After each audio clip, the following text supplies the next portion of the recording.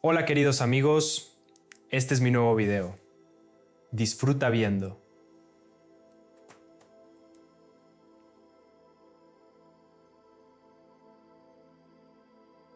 Museos militares, historias que no se exhiben. Hay cosas que no aparecen en las guías de viaje. Hay exposiciones donde los cuidadores procuran no quedarse solos. Hay salas donde los guardias nocturnos prefieren entrar en parejas. Y hay alas enteras del museo donde incluso el personal MS escéptico habla casi en susurros, no porque la etiqueta lo exija, sino porque algo inexplicable, denso, que flota en el aire como el humo de la pólvora siglos después de un disparo, lo dicta. Hoy hablaremos de museos militares. Lugares donde la historia se conserva no solo en archivos y tras vitrinas, sino quizá en algo MS. Algo que desafa cualquier inventario y que no encaja en la descripción de una exposición. Antes de comenzar con las historias, una aclaración: todo lo que están a punto de escuchar lo cuentan personas reales. La mayoría son profesionales sin ninguna inclinación mística, conserjes, guardias de seguridad, restauradores, guas. Personas que vienen a trabajar al museo cada mañana, ponen la alarma, toman café de un termo y hablan de fútbol. Y, sin embargo, hablan de cosas que no encajan con la lógica de la jornada laboral. Entonces, primera parte, un arma con memoria. Antes de pasar a las historias de los museos es importante comprender cuál vergan exactamente y por qué es importante. Jaque es guionista y trabaja en Toronto. Antes de dedicarse profesionalmente a la escritura, pasó varios años en un sector completamente diferente. Su empresa suministraba atrezo a la industria cinematográfica. No se trataba solo de espadas falsas y escudos de carne, sino que trabajaban con armas de fuego reales. Si un productor necesitaba una auténtica metralleta alemana de la Segunda Guerra Mundial para una escena de batalla, llamaban a Jack. Si un director necesitaba un auténtico fusil de asalto soviético para un documental, lo llamaban. Si un dramaístico requería uniformes, cascos y botas con los remaches adecuados, la empresa de Jack los proporcionaba. El almacén donde pasaba la mayor parte del tiempo era, Segnele, un lugar increíble. Los estantes llegaban hasta el techo. Vitrinas exhiban fusiles de chispa del siglo XVIII junto a rifles de francotirador de la Guerra Fría. El olor a aceite, metal y algo MS. Algo que Jack no pudo describir con palabras durante mucho tiempo, hasta que un día lo comprendí, era el olor del tiempo. Entre las piezas expuestas en el almacén había objetos que dejaran boquiabierto a cualquier historiador. Ametralladoras de la Primera Guerra Mundial, abolladas por metralla, abolladuras claramente causadas por el combate, no por un plat de cine. Armas alemanas con marcas de fábrica del Tercer Reich, impecables, como si acabaran de salir del almacén el día anterior. Varios fusiles de asalto Kalashnikov, importados de Bosnia a finales de la década de 1990, justo cuando se estaba estableciendo la paz Uno de ellos, Jack Center después por el proveedor, había sido confiscado a un comandante de campo muerto poco antes del armisticio. Y bayonetas. Bayonetas viejas con manchas que, como dijo Jack, definitivamente no eran de suciedad ni de grasa. Fue asombroso, dijo después. Tener en mis manos un objeto que solo había visto tras el cristal de un museo. Sentir su peso, su forma. Darme cuenta de que, 100 años atrás, alguien lo había sostenido exactamente de la misma manera, y tal vez muri sostenindolo. Pero fue esta última constatación la que gradualmente cambió su actitud hacia su trabajo. Porque entre los cientos de objetos de aquel almacén, casi la mitad provenían del campo de batalla. Estrados de los muertos. Resucitados de la tierra empapada de sangre. Y en lo más profundo de esta comprensión, comienza a surgir una pregunta, una que muchos que trabajan con tales objetos se hacen. ¿La persona se va por completo, o queda algo, en un lugar, en un objeto, en el aire? Esto no es misticismo en el sentido convencional. Es algo más sutil. Los psicólogos lo llaman el efecto de contagio de objetos, cuando las personas atribuyen a los objetos las cualidades de sus antiguos dueños. El fenómeno es documentado. ¿La gente se niega a usar la ropa de asesinos o a comer en platos usados? ¿Por alguien a quien odian? Es irracional. Incluso quienes lo experimentan lo saben bien. Y, sin embargo, funciona.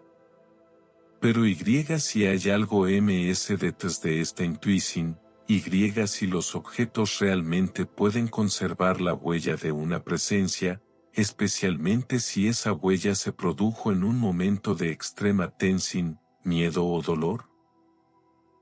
Los neurocientíficos saben que los eventos traumáticos desencadenan en el cuerpo la liberación de una mezcla de hormonas, adrenalina, cortisol y noradrenalina.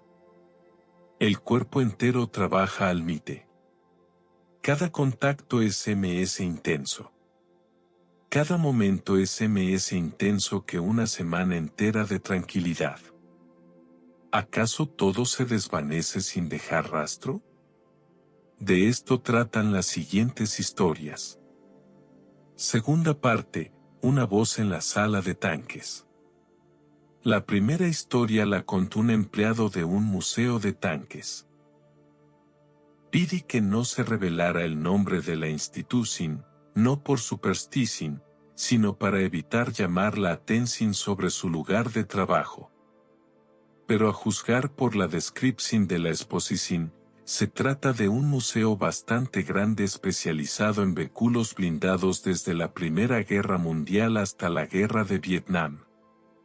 Todos los vehículos están operativos. Esto es importante. No son simples carcasas de acero sin vida, sino máquinas funcionales que se pueden arrancar si se desea. Este es el valor especial del museo, su orgullo y su característica distintiva. Las escotillas están abiertas, los visitantes pueden asomarse, tocar las palancas y oler el aceite y el metal antiguo. 8 de los tanques de la Segunda Guerra Mundial expuestos están equipados con radios originales de la época, en perfecto funcionamiento, con toda su interferencia, ondas cortas y su sonido característico e inconfundible. Era un da cualquiera. Eran las 4:30 de la tarde, la hora en que la mayoría de los clientes ya se habían marchado. El gerente había terminado su jornada y solo quedaban 3 empleados en el edificio. Estaban sentados en el vestíbulo, esperando los 5 minutos de cierre, charlando sobre sus asuntos personales. Las típicas conversaciones de fin de jornada, algo sobre el fin de semana, algo sobre uno de sus coches, que no arrancaba desde la mañana. Y luego, el sonido. Al principio, no entendieron lo que oían. Luego se dieron cuenta, era comunicación por radio.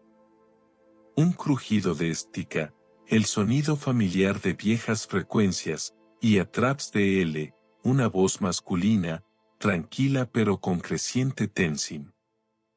La voz preguntaba algo sobre refuerzos. Sobre cuándo llegaran. Sobre si había alguien dentro del alcance. Luego, una pausa.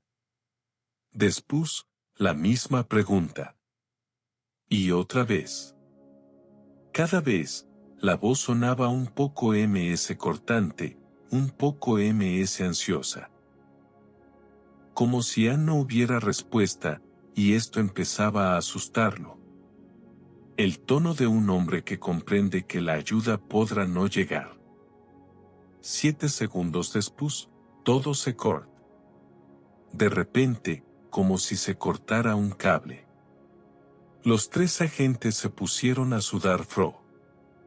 Lo primero que pensaron fue en un coche patrulla en el aparcamiento. A veces las radios policiales pueden captar ondas de radio en interiores, sobre todo si las paredes son finas. Salieron a comprobarlo. El aparcamiento estaba vacío. Ni un solo coche, salvo el suyo. Luego sacaron las radios que habían usado durante el evento de la semana pasada. Estaban todas apagadas. Las baterías ya estaban agotadas. Regresaron al interior y permanecieron en el vestíbulo durante un buen rato, mirando los tanques. Las escotillas estaban abiertas. Dentro, reinaba el silencio. Ni un solo ruido, ni un crujido. El olor a aceite y metal viejo. Y nada MS. En teoría, alguna de las radios que funcionaban podrá haber captado una señal. Una transmisión aleatoria, la conversación de alguien. Tal vez radioaficionados. Tal vez ejercicios militares. Pero ninguna estaba encendida. Adams, el sonido era demasiado fuerte, demasiado claro, no era ruido de fondo, sino una conversación real. O mejor dicho, una parte de la conversación. La que nadie pueda oír. Eran las 5 de la tarde. Hora de cerrar. Al intentar activar el sistema de seguridad, apareció un mensaje de error en la pantalla. La puerta trasera del museo estaba abierta. Era una puerta que nadie había usado jamás. Se trataba de una entrada de servicio utilizada únicamente para la entrega de piezas de gran tamaño. Una puerta que el personal había revisado y cerrado personalmente como parte del procedimiento habitual de cierre. Fueron a comprobarlo. La puerta estaba cerrada con llave. Bien cerrada, la cerradura intacta, las bisagras en su sitio. Regresaron al sistema e intentaron de nuevo. Esta vez, el error mostraba varias puertas, 3 aparecían como abiertas, incluidas algunas que claramente nunca se habían abierto. Entre ellas, la entrada principal, que vieron ante ellos cerrada, con llave e inbil. ¿Un fallo del sistema? Posiblemente. Técnicamente explicable. Pero esto nunca había sucedido antes. En todos esos años de trabajo, jamás. Y ese da en particular, tras la voz que surgió de la nada, nadie tenía ganas de buscar una explicación racional. Los 3 simplemente se marcharon. Rápidamente. Sin despedirse del público. Tarde, mientras conversaba con veteranos del museo, el narrador descubre algo interesante. Resulta que los rumores de que el edificio no estaba vacío circulaban desde hace tiempo. Entre el personal, existe la creencia informal de que el museo estaba embrujado. Nadie lo mencionaba en voz alta, la dirección desaconsejaba tales comentarios. Pero todos lo sabían. Todos los que llevaban trabajando al MS de una o lo sabían. Y aquí hay otro detalle que el narrador menciona al final: una parte importante de las exhibiciones del museo fueron tomadas directamente de los cuerpos de soldados caídos. Pertenencias personales, cartucheras, placas de identificación, cinturones. Algunos objetos datan de la Primera Guerra Mundial. Otros, de Vietnam. MS recientemente, la colección adquiere artefactos de la Guerra Mexicano-Estadounidense del siglo XIX, objetos que han permanecido enterrados durante MS de 150 años. Nadie explica la voz en la sala de tanques. Y parezca que nadie lo intenta realmente. Hay cosas que son MS fáciles de aceptar que de comprender. Tercera parte, la armadura y las espadas japonesas. La siguiente historia transcurre en una habitación a la que los empleados con MS experiencia intentan no entrar solos. Esta es la armera de uno de los museos, una sala grande y de techos altos que alberga desde armas capturadas hasta uniformes, equipo y pertenencias personales tradas por soldados de diversas guerras y paces. Los huastústicos suelen ofrecer una presentación estándar sobre el origen de los objetos, su uso en combate y la historia de los conflictos. Es un programa habitual. Los niños se toman fotos junto a los caones. Los ancianos permanecen de pie durante un buen rato junto a las vitrinas de fusiles, rememorando sus propias experiencias. Pero hay un ring de esta sala al que los guas se acercan con una emoción especial. Al se exhiben espadas de oficiales japoneses. Katanas de la Segunda Guerra Mundial, confiscadas a los comandantes del ejército imperial tras la rendición en 1945. Varias docenas de hojas, cada una con su propia vaina, cada una con su historia. En la tradición japonesa, una espada es MS que un arma. Es una extensión del guerrero mismo, un vehículo de su espíritu. Los japoneses lo llaman tamagashi, que literalmente significa el espíritu que mora en la hoja. Según la tradición, una verdadera espada de batalla lleva en ese parte de la voluntad de quien la empuña y de todos aquellos a quienes ha matado.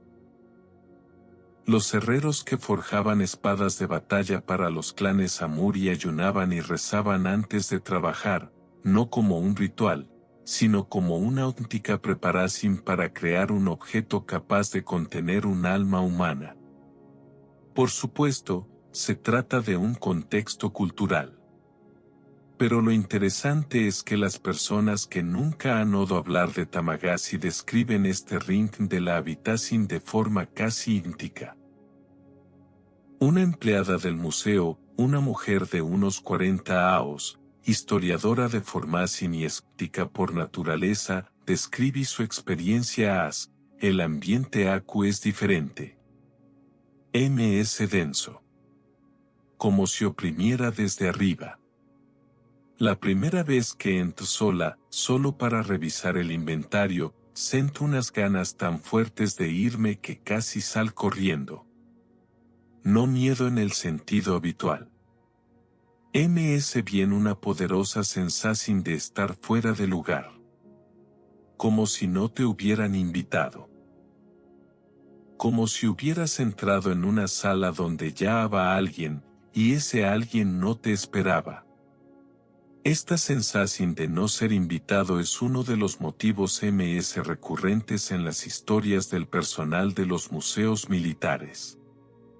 No es horror, ni pánico, ni un fantasma que te acecha con gemidos inquietantes. Simplemente una silenciosa y absolutamente clara sensación de una presencia extra. Una presencia que te tolera, siempre y cuando no te quedes demasiado tiempo. Un empleado que lleva 8 años trabajando en el museo dice que, con el tiempo, uno se acostumbra. O, para ser MS exactos, uno aprende a respetarlo. Entras en la armera, haces tu trabajo y te vas.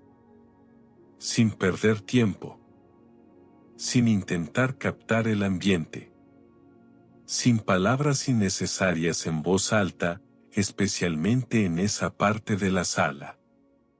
Solo corteza. Es como estar en una habitación con una persona mayor y muy seria, que te mira y espera a que te vayas. ¿Existe una explicación racional para esto? Por supuesto. El efecto sugestivo. Expectativas grupales. Si todos los empleados comentan de boca en boca que este ring es raro, el cerebro empieza a buscar confirmación y la encuentra. Vibraciones de baja frecuencia del sistema de ventilación que provocan ansiedad. Este efecto se ha documentado en varios edificios antiguos. El ambiente cargado. La mala iluminación. El espacio reducido. Psicológicamente, todo tiene sentido. Pero lo que no cuadra es lo siguiente. La mayoría de las personas que describen estas sensaciones se enteran de la mala fama de estos lugares después de haberlas experimentado. No antes, sino después. Llegan a un nuevo trabajo, sienten algo en una habitación, no se lo cuentan a nadie, y solo ms tarde, a veces meses después, un antiguo compañero les dice casualmente, ¿has estado antes en la armera? Pues ya lo sabes. Y la persona se da cuenta, no es sola. Cuarta parte, ¿por qué a los museos no les gusta hablar de ello? Si alguna vez has intentado preguntar a un empleado de un museo sobre actividad paranormal en su institución, probablemente hayas recibido una respuesta evasiva o una sonrisa corta. Esto no es casualidad. No es que no sepan nada. Es que saben demasiado y prefieren mantenerlo en secreto. Las razones son puramente prácticas. Los museos dependen de la financiación pública y de su reputación como instituciones científicas y culturales serias. Una historia sobre un fantasma en una sala de tanques no es algo que uno quiera ver en un comunicado de prensa oficial ni en la respuesta a la pregunta de un periodista. No es algo que le gustara a un consejo de administración. Es lo que convierte un lugar serio en una atracción turística. Pero en conversaciones privadas, en foros de empleados con acceso restringido y en publicaciones anónimas en recursos especializados, las historias fluyen libremente.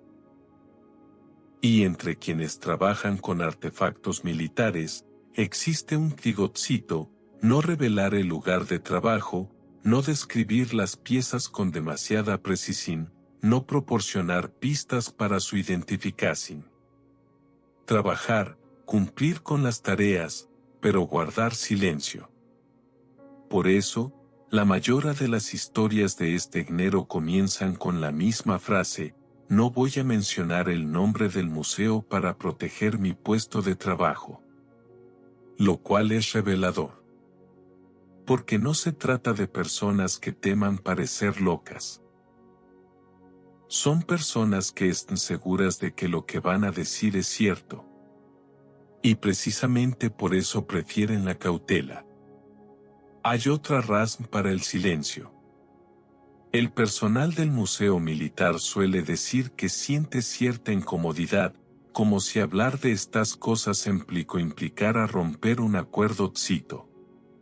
Un acuerdo con aquellos cuyas pertenencias se conservan bajo vitrinas.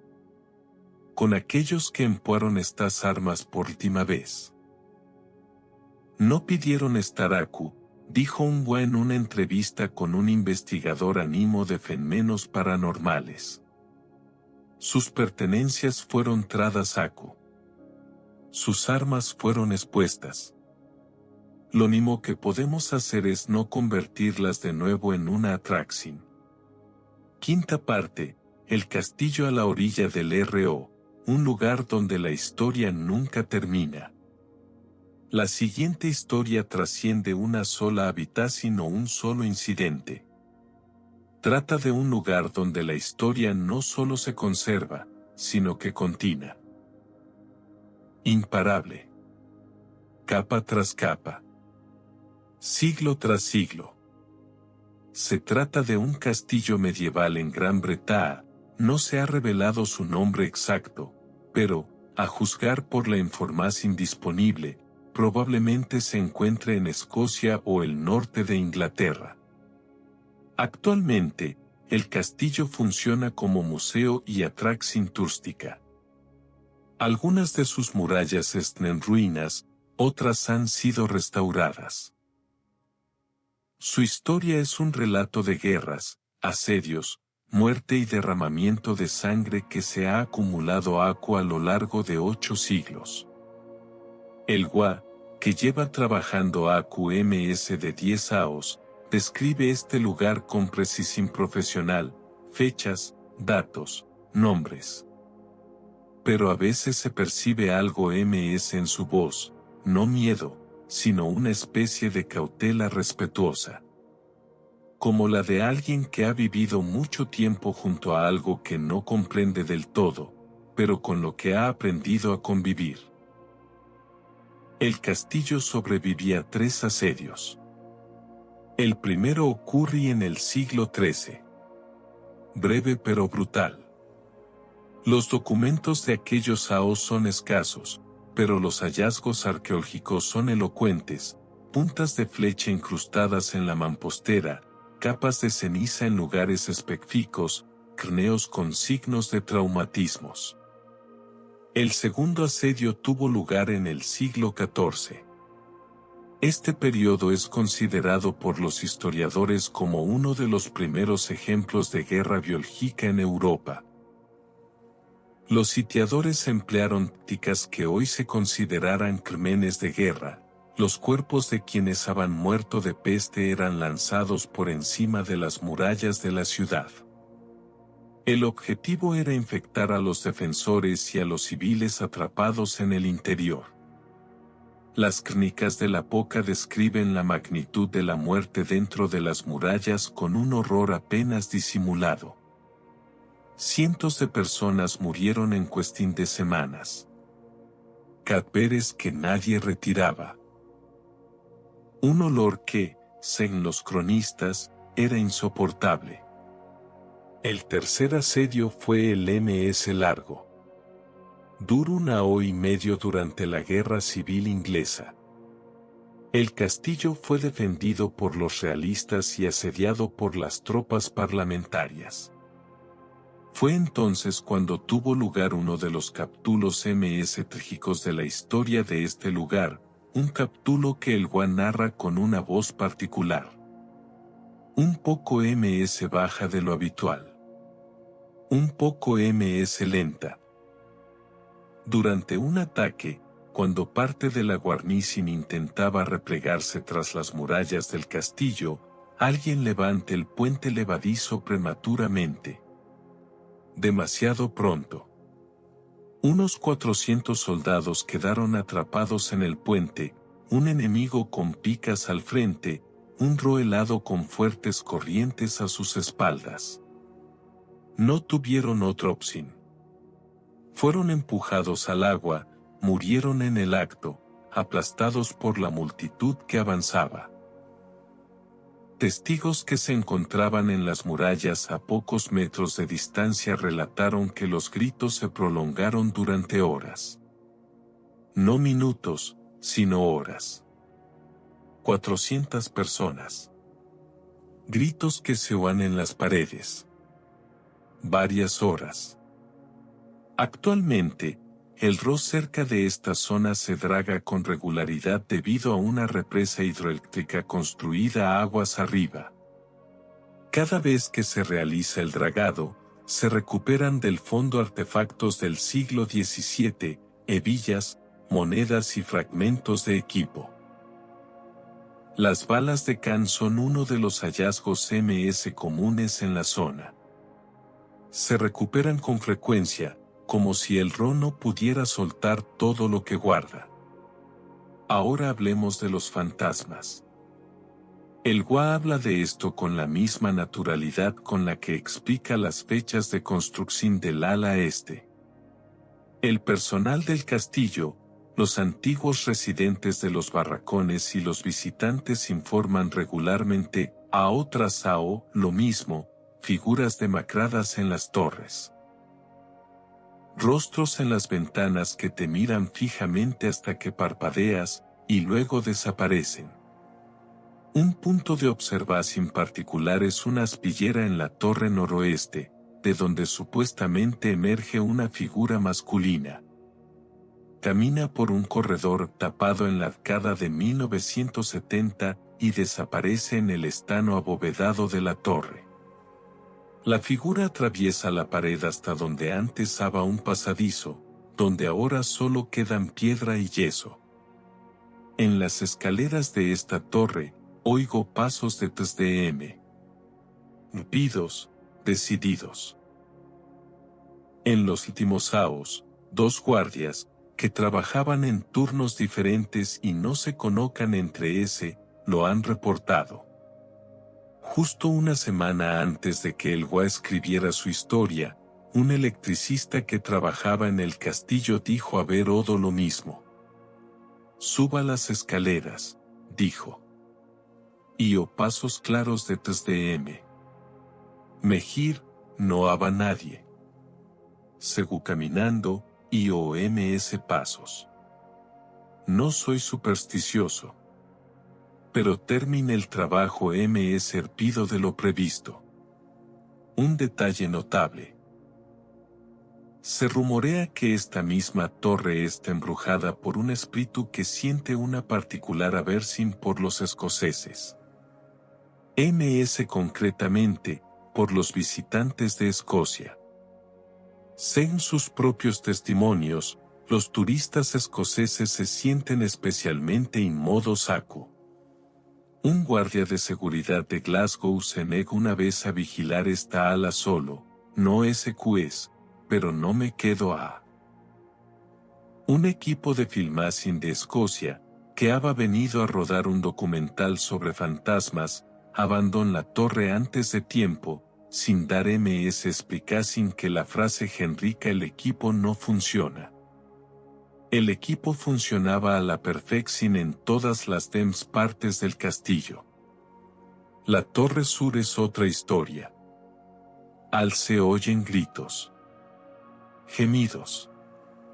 Un lamento continuo e inefable, como si emanara de las propias paredes. La escalera que lleva a la mazmorra es cerrada al plico, y no solo porque hay un escan con un desnivel que facilita la cara. El Gua admite haber estado en la mazmorra con la marea baja. El ambiente opresivo. Incluso cuando es seco. Incluso cuando hay luz y sabes con certeza que es solo. Sobre todo cuando sabes que es solo. En las puertas del castillo se yerguen varios fantasmas, todos ellos con nombre desde hace mucho tiempo. Esto sucede en los lugares antiguos. Cuando algo se repite durante mucho tiempo, la gente empieza a ponerle nombre. No por frivolidad, sino porque lo animo da ms miedo. Uno se llama Beg Begfado. Se le ve en los pisos superiores de la casa, cerca de la puerta, paseándose de un lado a otro como si esperara algo que nunca llega. También es Manti, se le oye, pero no se le ve, haciendo sonar sus llaves en el silencio. Una figura fantasmal, guardián de una puerta que ya no existe. Y luego está el fumador. El fantasma de un oficial del siglo XIX que, según la leyenda, disfrutaba sentándose bajo el arco de la puerta por las mañanas con una pipa, observando cómo la niebla se elevaba sobre la ciudad, reflexionando sobre sus propios pensamientos. Supuestamente, Muriel mismo, de un aneurisma, de pie. Localmente, a esto se le llama sigea, un cuerpo que muri de pie, antes de que tuviera tiempo de caer. En mañanas neblinosas, quienes se encontraban en el patio vieron un resplandor var dentro del arco. Varios testigos independientes. Haos diferentes. La misma imagen, suave, fluctuante, como la llama de una pequeña pipa en la oscuridad. Pero la historia ms oscura del castillo trata sobre una mujer conocida localmente como la Dama Negra. Durante el primer asedio en el siglo XIII, los atacantes asaltaron una de las torres. Al encontraron escondida a una civil, una mujer. Lo que sucedió después queda registrado en las crónicas sin detalles. Fue violada y asesinada al mismo, contra la muralla. Sin juicio. Sin sentido alguno. Simplemente porque podan. Desde entonces, una mancha de humedad ha aparecido en esta pared. Reaparece una y otra vez, a pesar de todos los intentos de los restauradores por eliminarla. Se han documentado intentos en 1753, 1991, 2013 y 2023. 4 veces a lo largo de 3 siglos, los especialistas han intentado deshacerse de esta humedad definitivamente. Revisaron las instalaciones, reemplazaron la mampostería y aplicaron selladores. Nin Albail pudo explicar la naturaleza de esta mancha. Sin grietas, sin fugas, sin causa aparente. Simplemente meda. Siempre. Según la leyenda local, si oyes cantar en esta habitación, tendrás buena suerte. Si oyes llorar, ten cuidado. En la década de 1990, las excavaciones en el patio de esta torre sacaron a la luz los restos de una mujer embarazada. Se dataron aproximadamente en el siglo XIII. Nada ms. Ni nombre. Ni nota. Solo huesos y una mancha de humedad en la pared. Parte 6. Una figura oscura en el pasaje subterráneo. La última historia la cuenta un boa que trabaja en ese mismo castillo. Es su experiencia personal. No es el relato de sus compañeros, ni una anécdota de los archivos, ni un cuento que haya oído en su turno de noche. Es algo que viví en carne propia. Algo que le hizo evitar cierto lugar durante 2 semanas. Cada mañana, sus tareas incluyen un recorrido por el castillo, abrir las torres, encender el equipo de audio y video para los visitantes, revisar las exposiciones y asegurarse de que todo esté en orden. El recorrido pasa por el pasaje subterráneo, una galera cubierta bajo el edificio moderno construido sobre la muralla este del castillo. El propósito de esta estructura es preservar los hallazgos arqueológicos ubicados justo debajo. Es a través de esta galera que hay que pasar para ir de las dependencias administrativas al patio. Todas las mañanas. El mismo recorrido. Una mañana cualquiera. Alrededor de las 8:30 o 40 minutos. Acababa de encender su equipo y caminaba por el pasaje subterráneo, como si recorriera un camino que conozca de memoria, sin pensarlo. En algún punto del centro de la galera, mientras pasaba perpendicularmente a los restos del antiguo corredor oriental, una fuerte ráfaga de viento sopló desde la derecha. Fuerte, perceptible, inesperada. En un espacio cerrado. Sin ventanas. Sin puertas abiertas en ese tramo. No deberá haber habido viento al. Se le eriza el vello de la nuca, literalmente. Lo sentí. Y hoy, o creyó algo parecido a una exhalación. corta, silenciosa. Como si alguien estuviera justo a su lado exhalando en su cara. Se gira a la derecha, hacia los antiguos cementerios, donde la galera se perda en la oscuridad. Nadie. Silencio. Baco. Luego gir bruscamente a la izquierda, por el pasillo que conduca al muro sur. Y vi una figura. Oscura. Enorme, considerablemente ms alta que un humano. Avanza por el pasillo despacio, con seguridad, sin prisa. Como una criatura que sabe que no tiene prisa. Y mientras caminaba, las luces del pasillo se fueron apagando, una a una, la figura las bloqueaba, impidiendo que la luz entrara con su cuerpo. Luego dobló la esquina y desaparecía hacia el túnel de asedio, adentrándose en la parte ms antigua y oscura de los pasadizos subterráneos del castillo. El Gua describe su reacción inicial con sinceridad, se ríe. La risa nerviosa es la única reacción posible cuando la mente se niega a procesar lo que los ojos acaban de ver. Luego se queda inmóvil durante unos minutos. Simplemente se queda de pie. Luego subí las escaleras. Durante 2 semanas evité el tramo que pasaba por los pasajes subterráneos. No es tan fácil como parece, la ruta es obligatoria, parte del trabajo. Tuvo que modificar ligeramente su recorrido, tomar desvíos y perder tiempo innecesario. Sus compañeros lo notaron. No dio ninguna explicación. 2 semanas después, finalmente descendí. Solo. Recorrí todo el trayecto. El túnel estaba vago. Las lámparas ardan sin cesar. Ni rastro de gente, ni viento. Después se preguntó muchas veces, ¿fue un efecto de las sombras, fatiga, un engao de la imaginación, alguna otra cosa? Quis.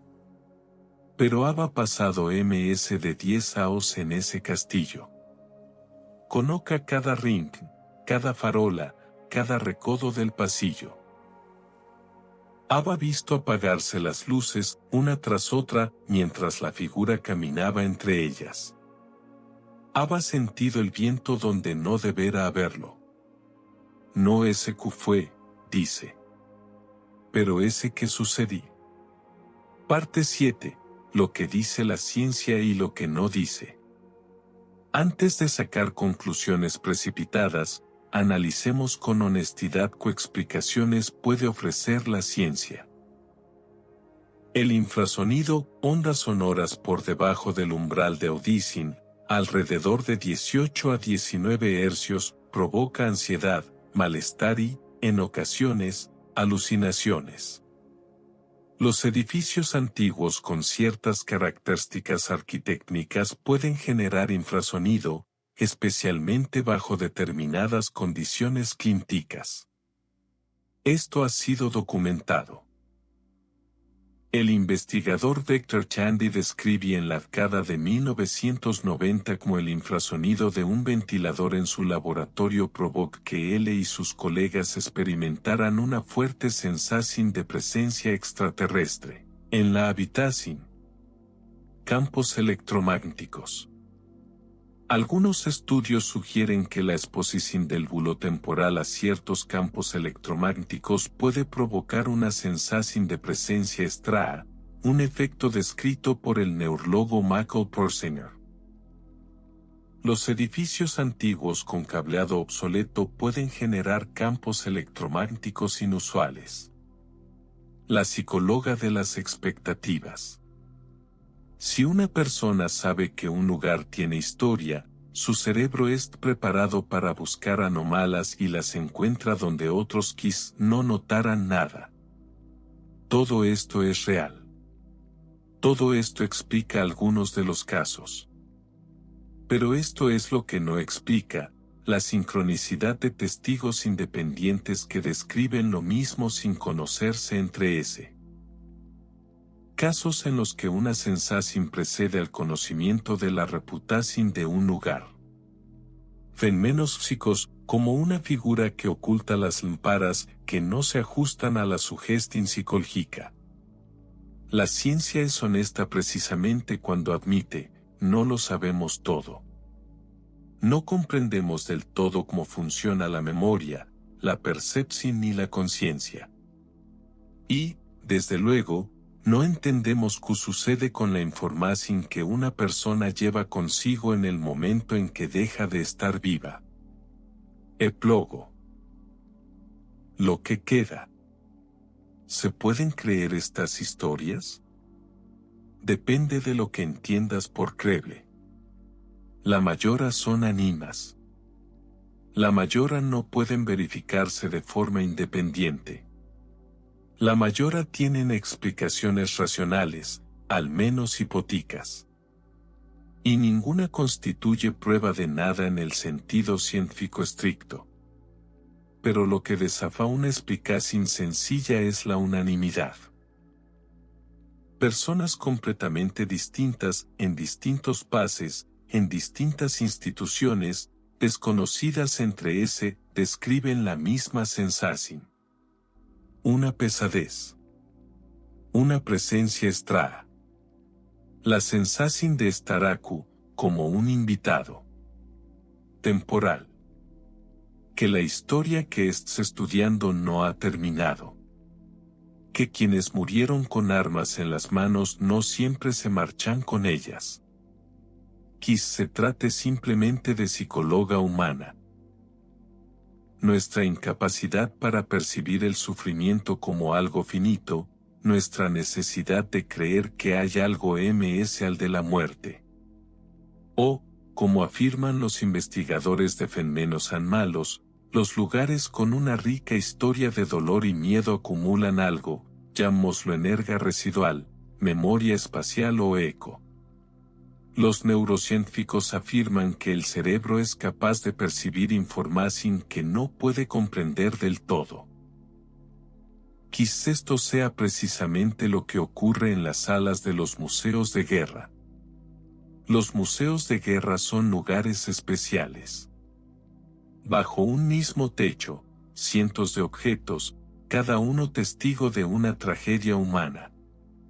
Cada uno de ellos fue sostenido por última vez por una persona, cuando su vida penda de un hilo. La bayoneta que mata. El casco que no salva. La radio por la que alguien grita, esperando una respuesta que nunca llega. Si algo debe permanecer en algún lugar, debe estar al.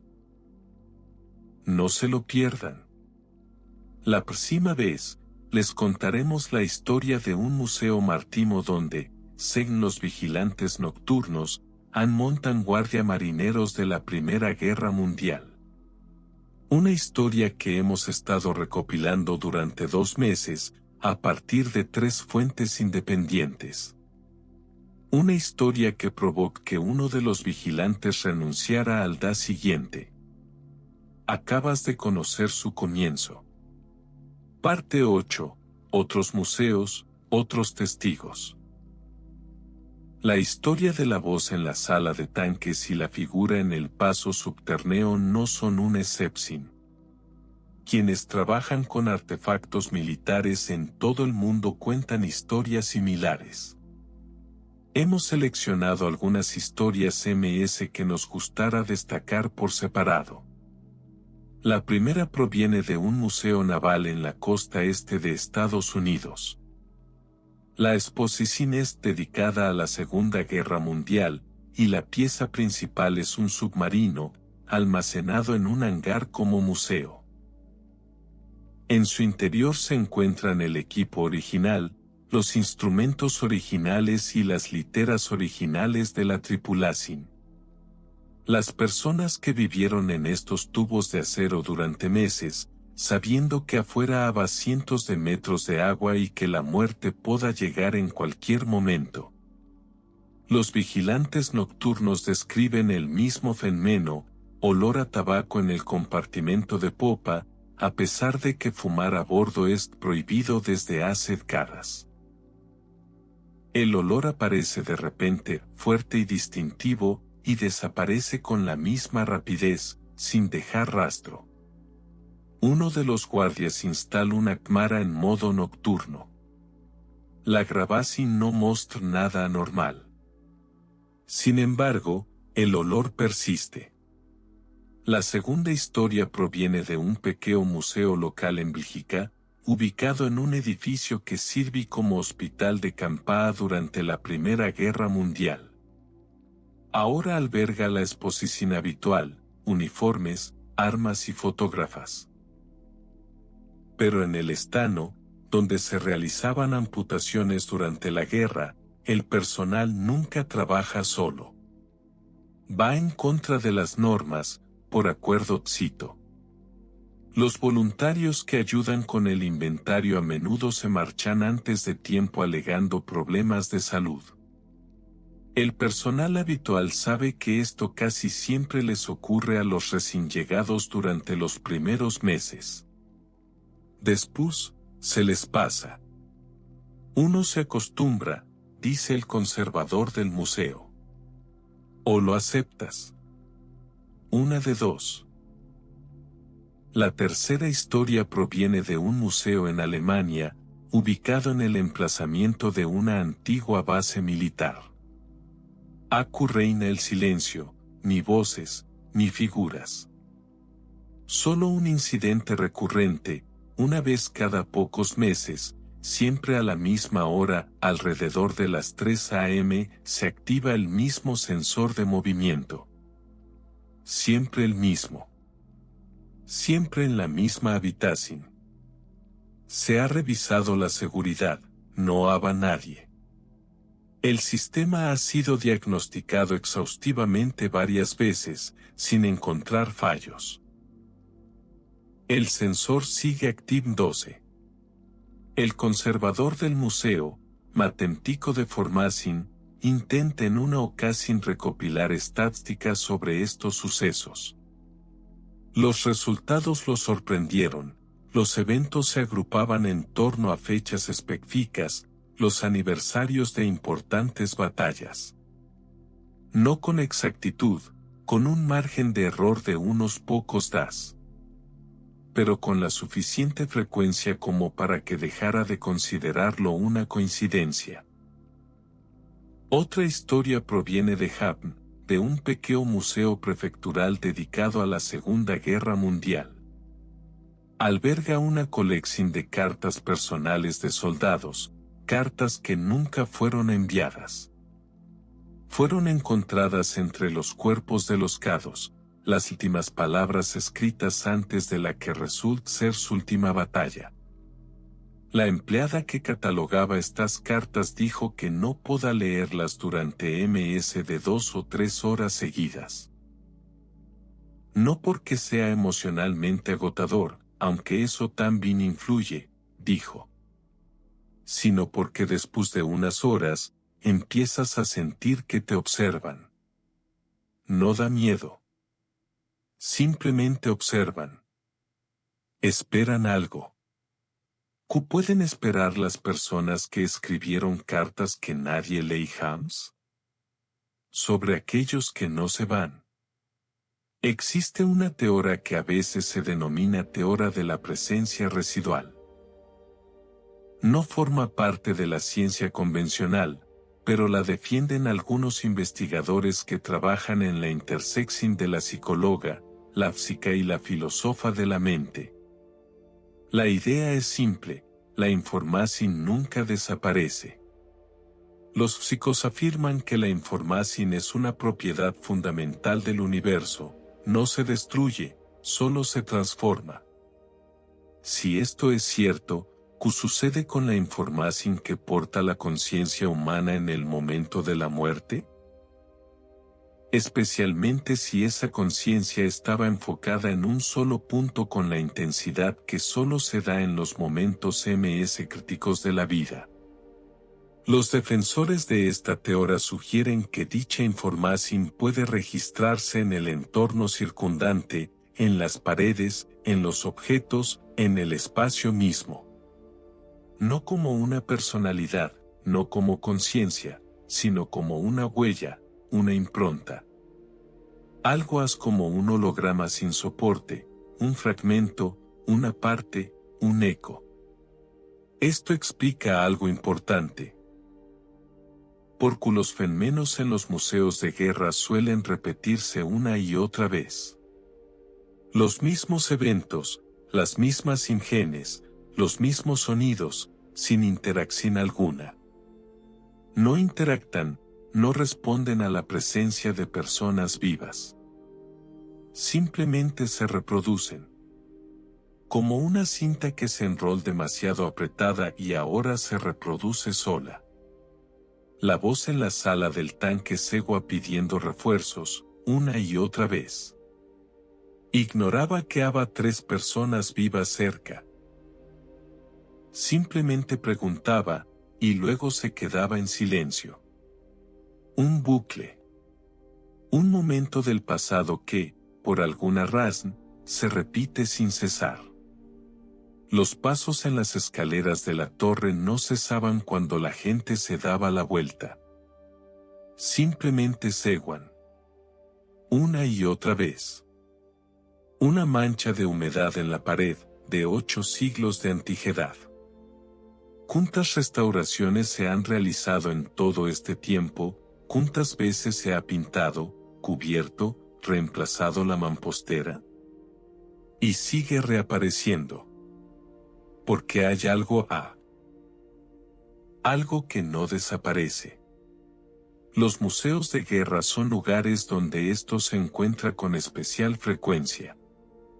Porque la concentración de tragedia es mayor que en cualquier otro sitio. Porque debajo de cada pieza expuesta yace la última historia de alguien.